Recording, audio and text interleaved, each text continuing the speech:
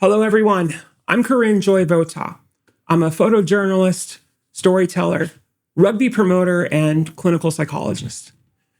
Today, I'm bringing those parts of myself together to address an issue that is deeply personal to so many of you and to me.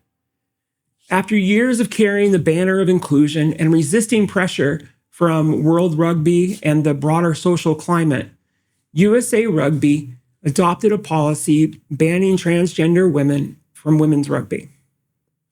Today, I'm joined by Bill Goren, CEO of USA Rugby, for a conversation about that policy.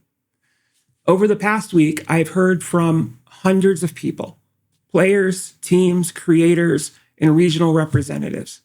I've heard your questions, and I felt your anger, your grief, your exhaustion, and your fear.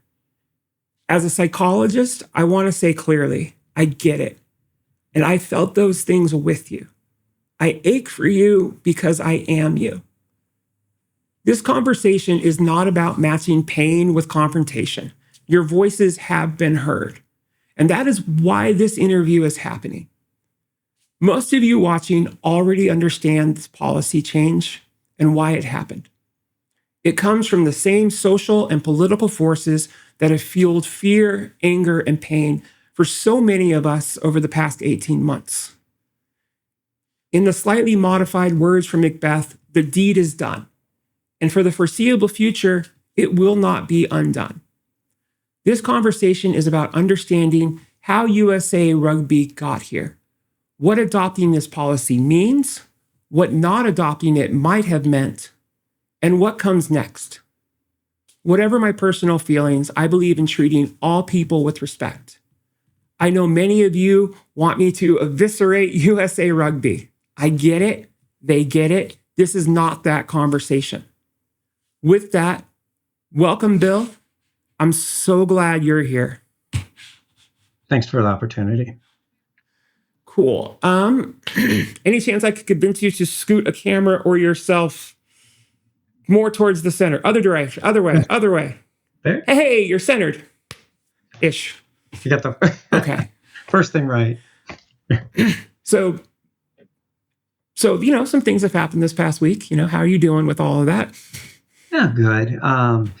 It's been a challenge. It's something that was expected when first the executive order came down, and once we were kind of forced to implement the policy, or not kind of, we were forced to implement the policy.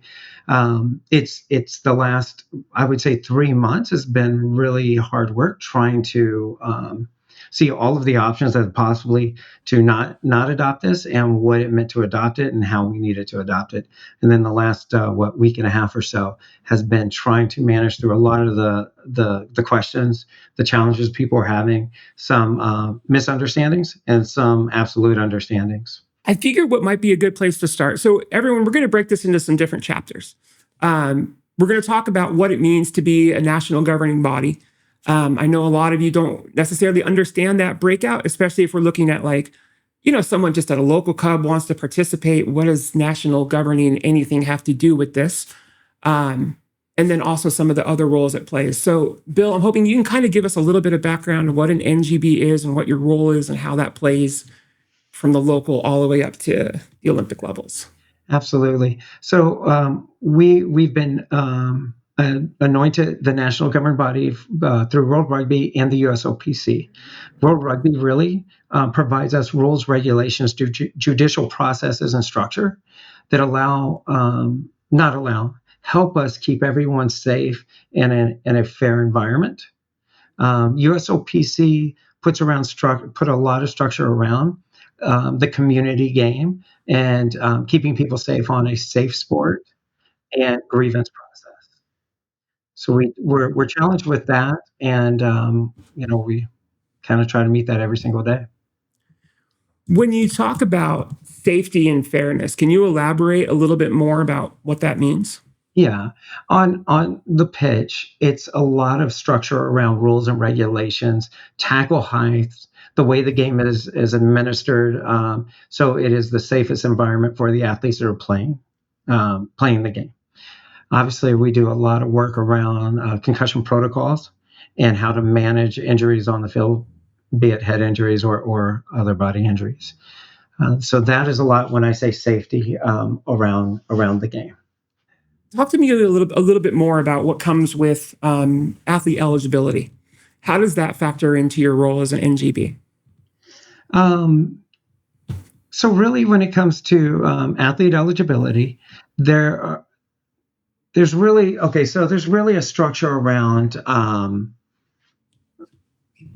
the safety around the safe sports side of the game. That's a big portion of what we do on a daily basis.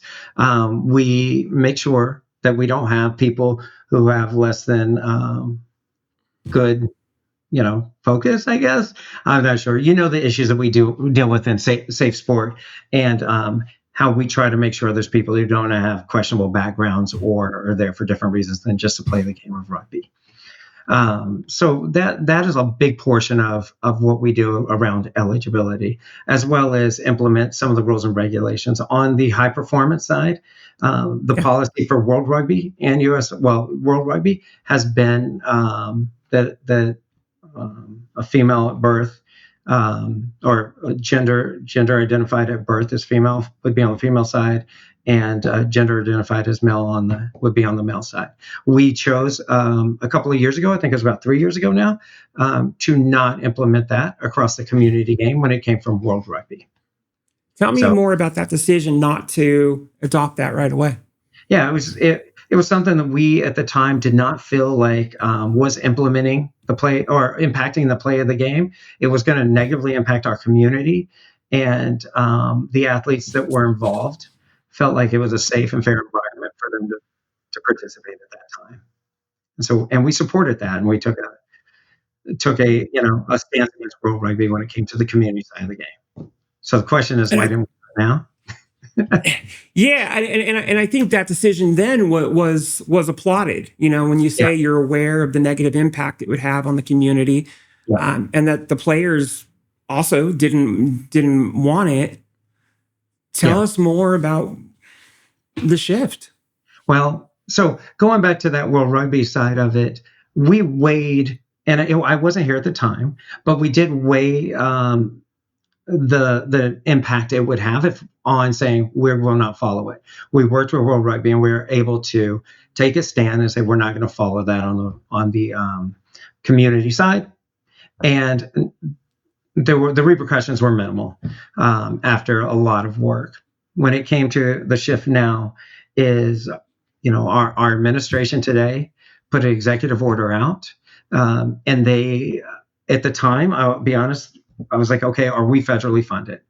We're not federally funded, nor is the USOPC. And so we felt like, okay, if this is a federal executive order, we don't have to, adhere to that until there's a time where, something else happens, right? So we felt like we were in pretty good shape. We had a lot of communication internally, and we said, the executive order. When the USOPC, and we had a lot of conversations with the USOPC at that time. When they finally had to, they supported it due to a lot of pressure they were getting from the administration themselves. Then they mandated it towards us, and it wasn't an option at that time to implement it throughout not implement it in the community, only do it on the high performance side, which we've asked. Per the Texas Act, we're responsible for the game from top to bottom, and so.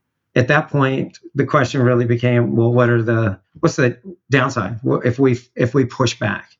We did drag this on as bad wording, but it's okay.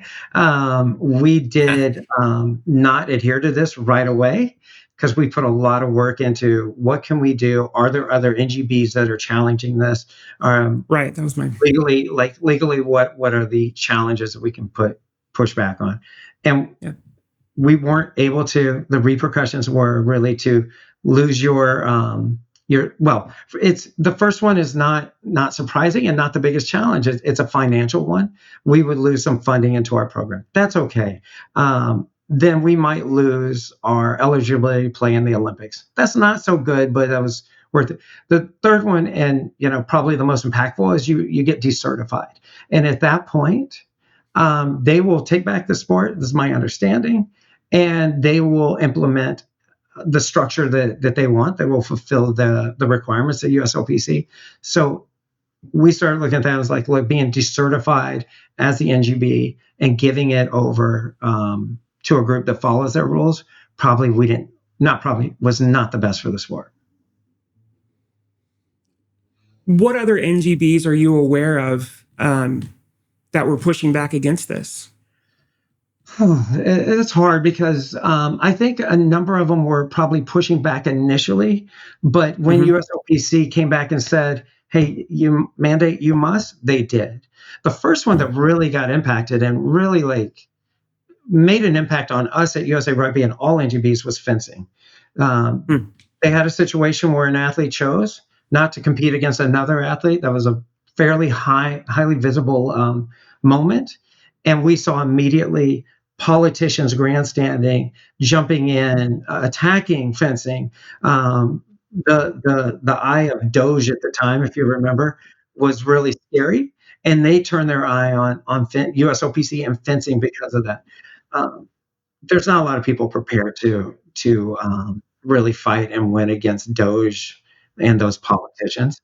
So we all, the fear kind of got put in all of us that you lose your certification, yes, and you will be attacked. USA Rugby as a sport has a long history of inclusion as a North Star, defining value. Yeah. How are people expected to square this with inclusion? That's a difficult one to answer. I think I still struggle with that today, saying we're an inclusive sport, traveling,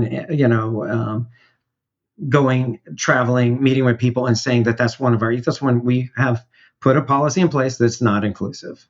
So it's one of the ones where we try to find, I think the future will help us find a place where I wouldn't use any square it, but come to terms that we are inclusive sport. But we're not, we've done things that don't make it completely inclusive either. So we make our best efforts to be inclusive under the structure that we have today. And we push to be as inclusive as possible. But yeah, the reality is I don't feel like, but we have been all that inclusive in this policy. We have not been inclusive.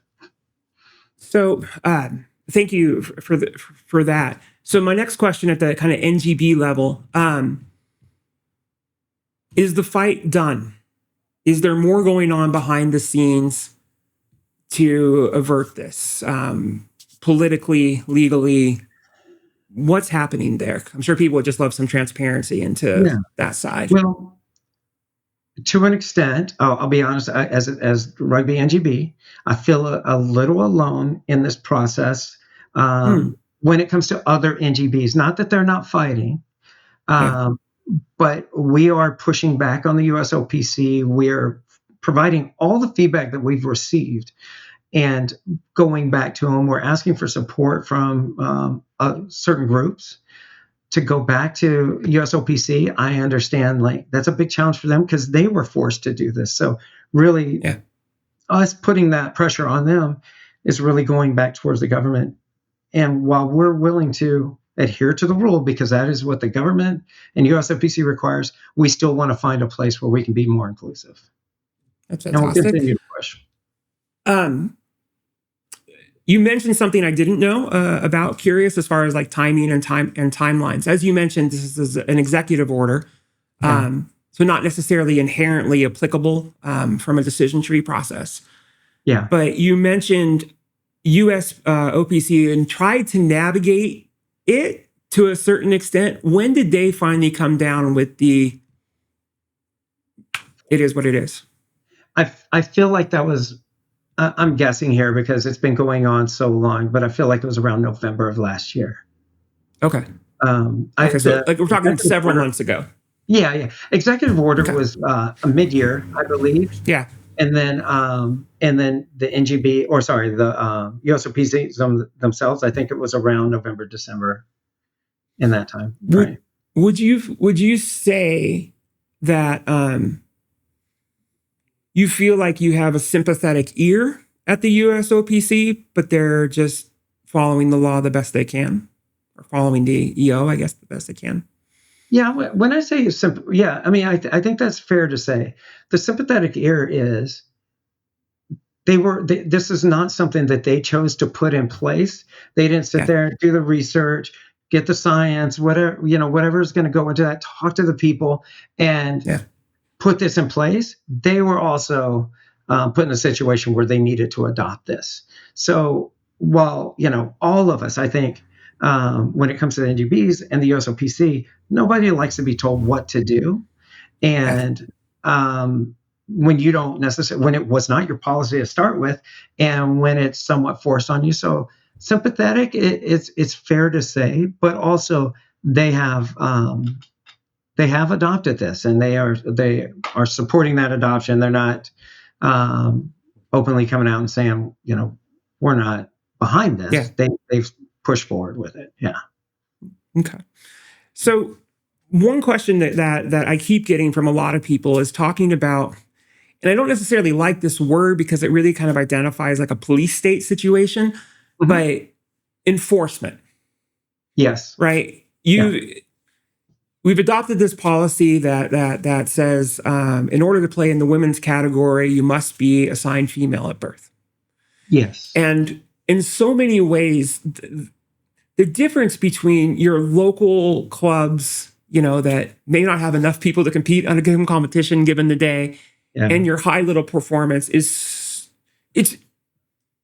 not super drastic. It's not like Little League and the Major League Baseball, but there's still a big gap between those areas. What have you considered, debated, talked about, thought about in terms of, are we asking people to bring birth certificates? Are we doing, what is happening here? Yeah, no, we're not. The game is, like you said, it's from top to bottom, right? From the person who just wants to go out there and just have community, really doesn't care if they win or lose. If they walk off the field uninjured and happy, they're great, to the high performance side. It's vast, and there's thousands and thousands of athletes playing. We have a system where everyone registers, and the gender that they register as, that's the gender that we recognize them as. And so when you're playing, and it is, let's say it's a female side, as long as the athletes, well, let me take a step back. The athletes play the game. If their gender is questioned, and I apologize because I understand that gender might not be the best word. I just get uncomfortable saying sex a bunch of times on camera. So if the gender is questioned, we go back to our system and say, no, so-and-so has registered themselves as whatever gender they had registered themselves as. How is that going to be, to the practical side now? Yeah. How is that going to be, there's so many interesting terms that we could not use. How is that going to filter down to referees? What's going to happen? One team feels the other team, I feel like that person might not be here. Like, what's going to happen in those situations? Yeah, look, that's a really good question. That's something we've really worked through during the process. If you see the policy, it says that USA Rugby is the sole arbitrator of a challenge of gender, basically. Okay. And the reason why it's structured that way is so it doesn't happen on the field. It is not the referee's decision, position or strength to go to another athlete and say, prove yourself. That's not fair to anyone. It's not fair to the referee. It's not fair to the athletes, the coaches. It's not the coach's position.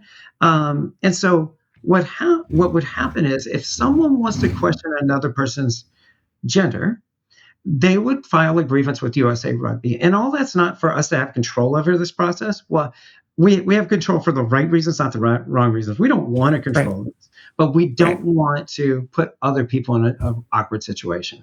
So when they challenge someone else's gender, we would go into the system through our judicial process, and first see what they registered, and Yeah, but I'm gonna take a step back. It's who's aggrieved, right? Is it a member of USA Rugby being aggrieved? Is it an athlete on the field? If this person is just someone who walks by and points, they're not a member of USA Rugby and would probably not aggrieved. Yeah. So then we say, okay, who is grieved and who is being pointed at? And then we go back and say, what gender they recognize. If there's no extenuating circumstances outside of just pointing, and we say, well, you point it wrong. This person is recognized as female. We move forward. If there's other, That's good. if there's other extenuating circumstances, no, they have proof. This person was recognized as this previously, or something to that effect. Then what we would end up doing is working directly with that athlete and saying, what we would like to have is either a birth certificate or two forms of government ID. And in our opinion, if the government recognizes someone as a gender on two forms And they of are ID, that gender. they are that gender. And so then we move forward. And the question comes up a lot, and I might be jumping the gun, You're okay. but the question comes up a lot as, what if you find that they were not female at birth? First off, games played in the past aren't affected. So results aren't affected in the past. The club is not sanctioned. They're not removed from competition. The athlete themselves still has the opportunity to play rugby in the other divisions, but just has been found that they can't play in this. And I do get that that's impactful to say that you can't play in this division, but ultimately we, try to be as open as possible. Again, we know why this policy went into place. We understood the external political forces that come into play. This is not something USA Rugby would have done had there weren't external political pressures put on you. I believe that's correct? Yes. Okay, good. So with that being said, though, before it was implemented, I think people would want to know, like, did you even talk to people in the community? Like, did you even hearing periods or things like that? Like, what actually happened? Yes. So over that time where USOPC said you're mandated, which again I believe was around November. I know I felt like we worked on it a very long time. We created a small working group and we worked with a number of individuals who were impacted throughout our community. I don't feel incredibly comfortable saying I worked with this person, that person, or this group because they did this in good faith with us. What I said to everyone that I worked with was, don't expect you to support this when it comes out, and I probably expect you not to support this when it comes out because it's negative impact on the inclusiveness of the game. But help me through this process. How will it impact? Where what am I missing? How is the language being used? And we worked very hard to try to pull in a number of groups. We worked with outside groups, we worked with stakeholders, board members, I'm repeating myself, and a few different stakeholders. Unfortunately, at the end of the day, what we were really working towards was not saying we can adopt this or not adopt that. That's the part that was, kind of forced on us. But how do we implement it and push it and not push it through? How do we implement it and make the least impact on the community that we can, knowing it makes a great impact on the community? This policy won't just affect transgender athletes. It will negatively impact various, cisgendered, female identified, non-binary, people of color athletes who don't fit a particular standard of someone's perception of sex and gender. Can you tell me more about USA Rugby's position or experience in the danger of policing body types? That's a tough one because to date we've tried to be as inclusive as possible to not do exactly what you said, police body type. This is new. This is new ground for all of us to be in a situation where we don't just recognize people for what what they recognize themselves for. So it's I don't know if I have a great answer to say how we've handled it in the past, because so we probably haven't. We've tried to embrace everyone we can, make sure that everyone's playing a fair and safe game. And so this is going to be a challenge for all of us. And it's the worst part of it um, is that it just opens up somebody to point at another individual who may or may not be, and it really doesn't matter, but say that person looks masculine, that person is this or that. And it's not USA Rugby going, oh my gosh, we have to do the work to figure it out. It's the person who's standing on the other side of the finger, to be honest. And while we put this policy in place, it is it's a structure, it's a policy, but it's a hard one to be able to emotionally kind of deal with or manage, and obviously for the athlete, well more than us. Okay. I will say, because probably the best point, I know that like these are hollow words when I say this because of what we're going through today. Yeah. But my heart does go out for everybody that's affected, not just the transgender athlete, because it is impacted by the number of people impacted by this, just as you mentioned, that aren't just the ones that are people pointing at. It's the relatives, it's the teammates. There's a number of people. It's people you just don't know. So I'm sorry, I probably just don't have a great question of how we're going to navigate it, because it's just going to be unfortunate, and that's a position that we've been put into. I can definitely share that yesterday I was at a Women's Day tournament in Santa Barbara. I think there was 6 or 7 local clubs, or 8, I guess, local clubs participating, and you could feel the weight. Yeah. Like you could feel that anguish. You could feel the teams that may or may not have trans players on their teams. The weight of the team is palpable. You could feel the weight of the players because of this. And on that note, it feels like they've lost an ally. Yeah. And are there plans? Are there purposes in place? Is USA Rugby add board members that represent this community? What's going to happen so that we still feel like we have an ally, a home in these people that have had our backs for so long? Yeah, that's a great question. And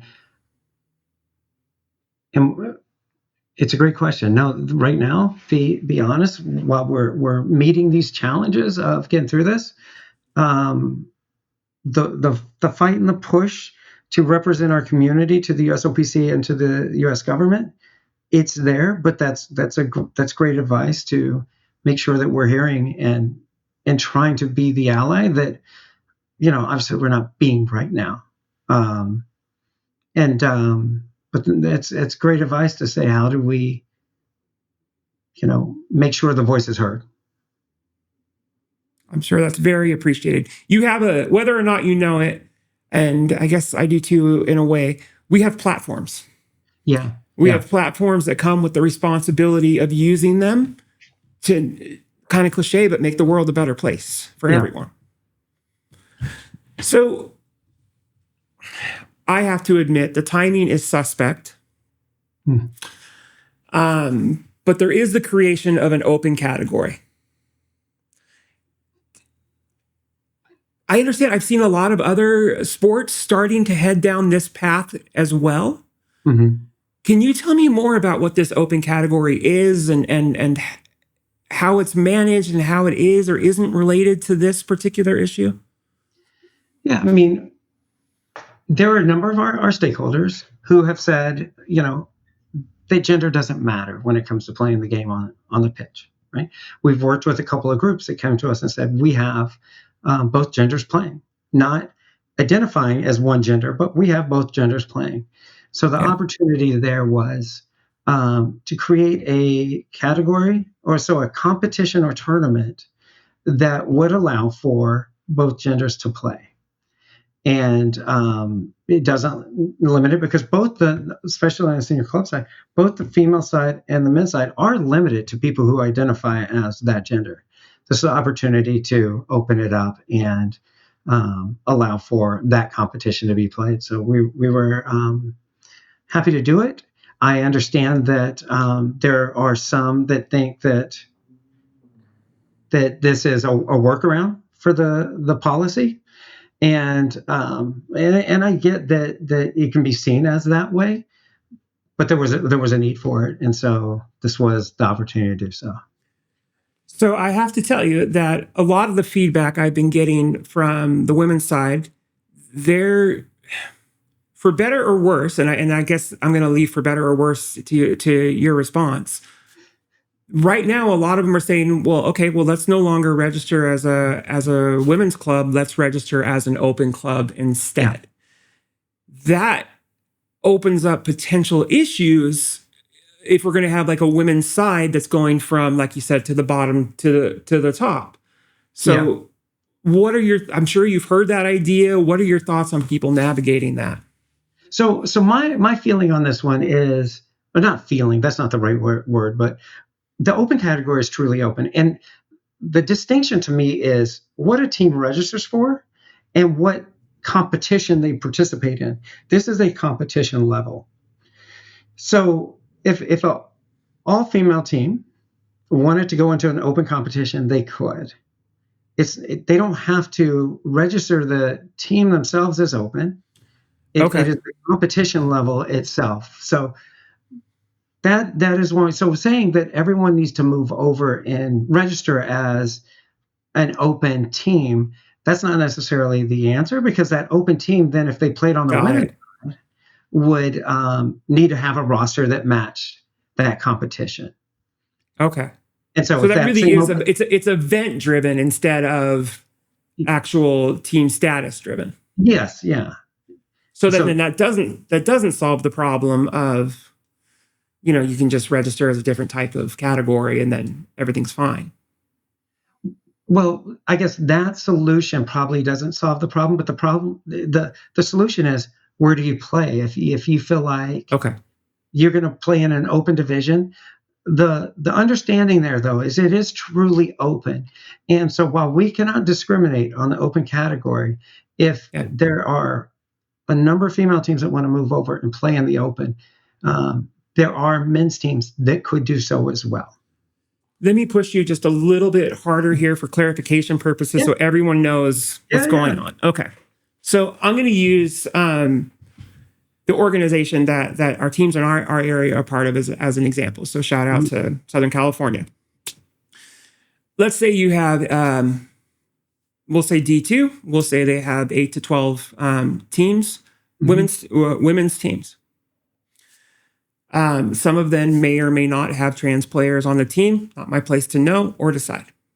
Yeah. So they could all then theoretically get together and say, we're going to have competitions in just our standard play where we're going to call them open, and then therefore everyone's just still allowed to play like they are normally. And does this restriction exist down to like practice levels or participation in practice levels? I understand that's kind of two different questions, but I'm curious about your thoughts on that. Practical implication. So we have with councils that oversee certain parts of our eligibility, and our senior club council oversees the eligibility when it comes to practices, who can be on that field, like not gender-based, but necessarily, but more like you can only have certain levels. You can't have a bunch of pro athletes just come in and build your team up and run over everyone. Right. So it's really a question for them on a little bit on them on some of the eligibility rules, because they put those eligibility rules in. But as far as I'm concerned, saying everyone just move over to an open category, while it sounds like the solution today, and it may be the solution today, like I said, others can enter into that competition. And so it is not limited to a gender. If somebody said that we have 5 males playing on the team, that's that is an open competition. So there are its challenges, I guess. So on the flip side of the challenges, Mhm. is the open category as a whole something that will have a lot of attention paid to it, a lot of resources done to it? Will there be, competition play where people can get to like a national type of level or a regional type of level in an open competition?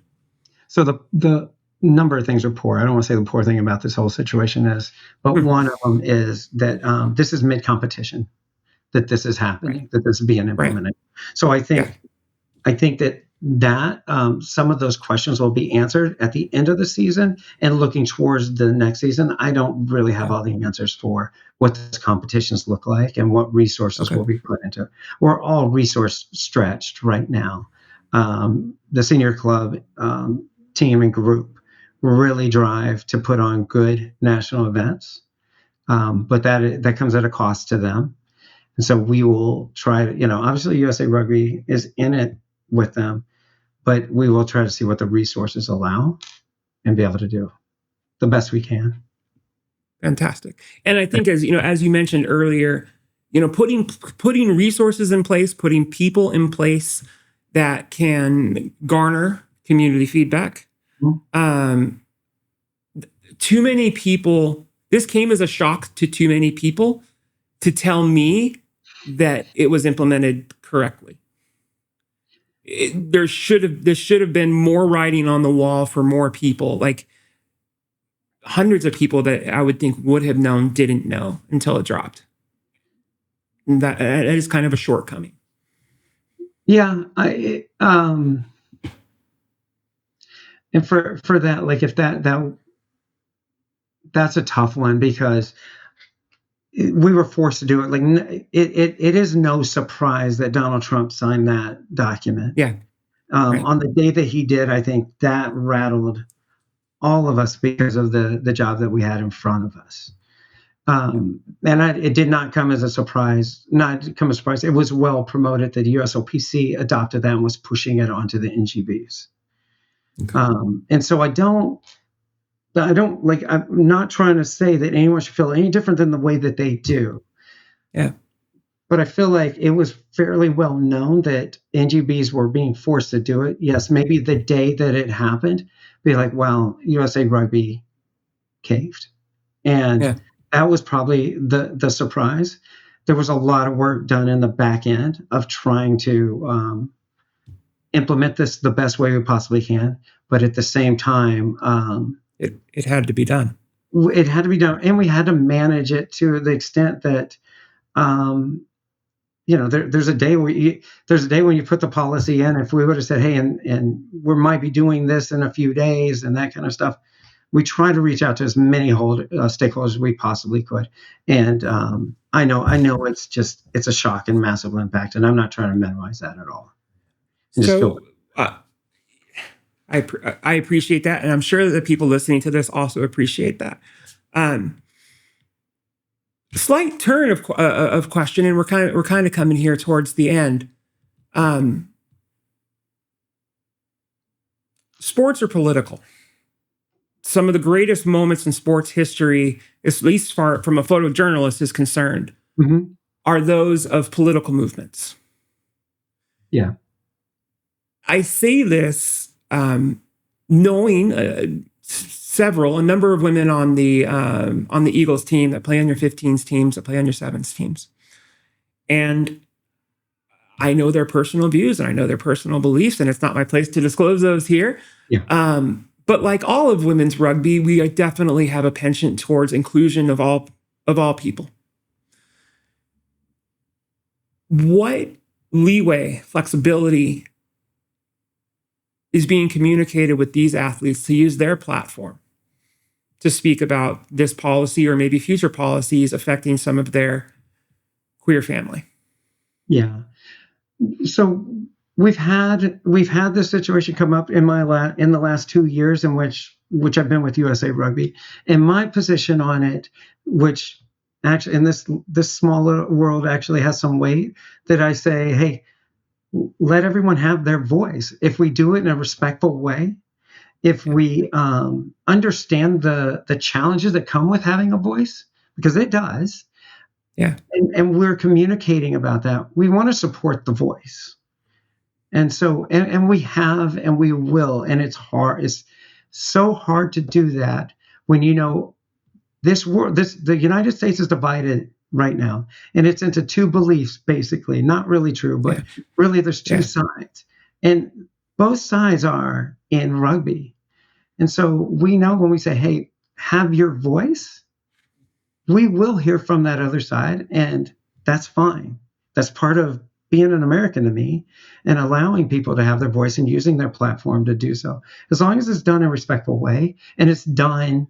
And I would say, as long as factually, there's a lot of times that there's misinformation that's out there, and if we see it, we'll call an athlete, and I won't say you did this wrong. We'll always say, like, I respect your position, and I'm not trying to temper your voice at all. What I do want you to understand is, here's the process, so you understand. You may still not change your mind at all. That's not what I'm here to do, but to give Yeah. people the most information. I've tried to be available and transparent to not only our athletes, but throughout the community, our stakeholders. And with that comes a lot of, it's great to be transparent. It's also like, I don't have all the answers. So if I allow Yeah. everyone to come to me and say, "Hey, why do we do this?" Like, I don't know everything, and I will work Yeah. on everything. And so, while it might have made me not look like the strongest individual all the time, I'm there to be available and discuss and see where I'm wrong. And I do change my mind, and I am wrong a lot, unfortunately. I wish I was smarter. Bill, I just want to say how much I appreciate you coming and agreeing to do this interview. I'm going to ask one more question, which I want you to answer as succinctly as possible. And then if you have anything else you want to say before we wrap up, please to take the time to do so. If another EO comes out, future administration, that eliminates this junk science, pseudoscience nonsense, will USA Rugby drop this policy? If our community wants us to drop that policy, we'll drop that policy. Fantastic. Anything else you want to end on to make sure people know? Yeah, you want me to be tight, I was tight. Yeah. All right. Anything that I want others to know? No, I would just say, like, again, I said it earlier, they're hollow words, but my heart and my heart just goes out to the people that are impacted. And I know there's a number of athletes out there that are impacted, that just found a family in probably a challenging time in their life, something that I've never gone through, where, I can only tell you what I see in movies and read, that it's a challenging situation. And I know they found a family and a place where they can be. And in a way, this policy in USA Rugby is somewhat taking that away from them. And I'm sorry that they're going through that. And I hope that we can probably, be able to find a way forward. Bill Goren, thanks so much for your time. I appreciate you. And we'll see you hopefully on the pitch.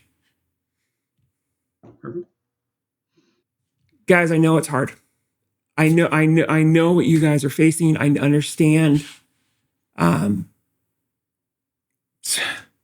get it. I feel the hurt. I've seen the hurt. I've heard the hurt. And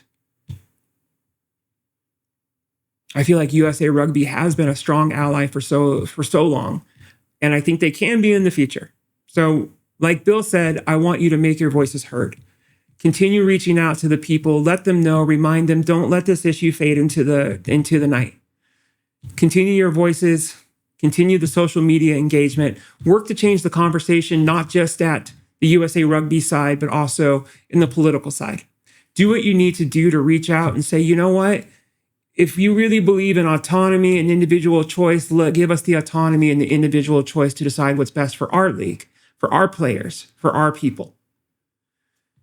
Corinne Votaw, thank you so much for joining us. Please share this Let's get this message out so we understand the struggle and more people start getting the facts from the source. Thanks so much, and we will see you all on the pitch.